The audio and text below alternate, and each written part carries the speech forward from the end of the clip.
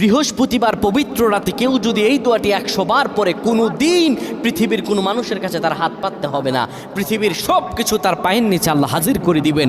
দারিদ্রতা থেকে মুক্তি দান করবেন, বিপদ আপদ থেকে মুক্তি দান করবেন, তার সম্মানকে সুউচ্চতা দান করবেন, অসুস্থতা থেকে দূরে রাখবেন। আল্লাহর অশেষ দয়া ও রহম তাকে দান করে দিবেন। সুবহানাল্লাহ।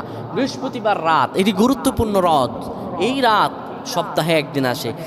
আরবিতে রাত আগে আসে, দিন পরে আসে। সুতরাং বৃহস্পতিবারের যে দিন গিয়ে রাত, এটি বৃহস্পতিবার রাত নয়, এটি শুক্রবারের রাত, এটি জুমাবারের রাত, এটি দোয়া কবুলের রাত, আল্লাহর কাছাকাছি হওয়ার রাত। সুবহানাল্লাহ। এই বৃহস্পতিবার রাত আল্লাহ তাআলা বান্দার দোয়া কবুল করেন।